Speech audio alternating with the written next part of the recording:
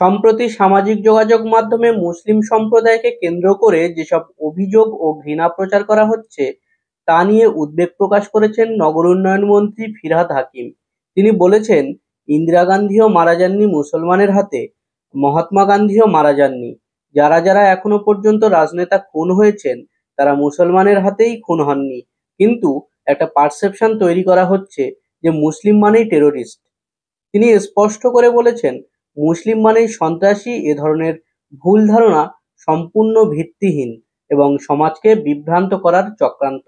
এছাড়াও তিনি বলেছেন, বাংলাদেশে যেভাবে সংখ্যালঘু হিন্দুদের উপর অত্যাচার করা হচ্ছে সেটা অন্যায়, সেটা কোনোভাবেই সমর্থনযোগ্য নয়, তাদের শাস্তি দেওয়া উচিত। সব মুসলিম খারাপ নয়। এখানে সাম্প্রদায়িকতার সুরসুরি দিয়ে সংখ্যালঘু মুসলিম সমাজকে খারাপ দেখানোর চেষ্টা করা হচ্ছে। আমি এর বিরুদ্ধে প্রতিবাদ করবই।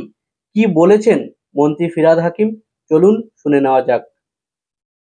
ইন্দিরা গান্ধীও মারা যাননি মুসলমানদের হাতে, মহাত্মা গান্ধীও মারা যাননি, বেন সিংও মারা যাননি। যারা যারা এখন পর্যন্ত রাজনেতা খুন হয়েছেন তারা কেউ মুসলিমের হাতে হয়নি, কিন্তু একটা পারসেপশন তৈরি করা হচ্ছে যে মুসলিম মানেই টেররিস্ট নয়। যারা ওই পারে অন্যায় করছেন তারা অন্যায় করছেন, যদি ওই পারে মাইনরিটির উপরে নিপীড়ন হচ্ছে সেটা অন্যায়, সেটা পাপ।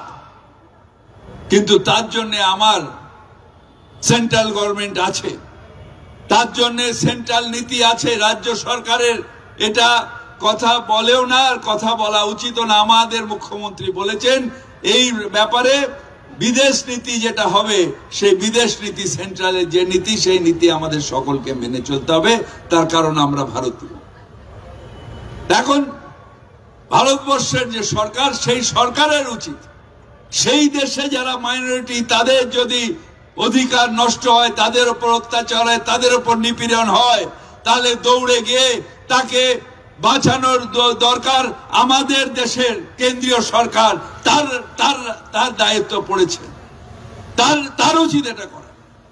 যখন ওই দেশেই বাঙালির উপরে নির্যাতন হচ্ছিল, যখন ওখানে তাদের উপর অত্যাচার হচ্ছিল, হিউম্যান রাইটস লঙ্ঘন হচ্ছিল, তখন ভারতবর্ষের সরকার, ভারতবর্ষের তৎকালীন প্রধানমন্ত্রী ইন্দিরা গান্ধী তিনি দৌড়ে গিয়ে তাদের পাশে দাঁড়িয়েছিলেন এবং বাংলাদেশ সৃষ্টি হয়েছিল।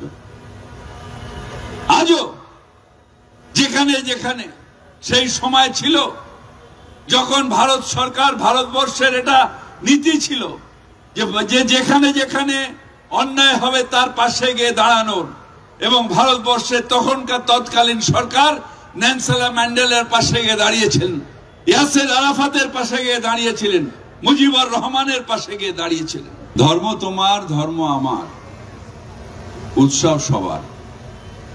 তাই এই মিলন উৎসব প্রাঙ্গণ, সারা বাংলাটাই মিলন উৎসবের প্রাঙ্গণ।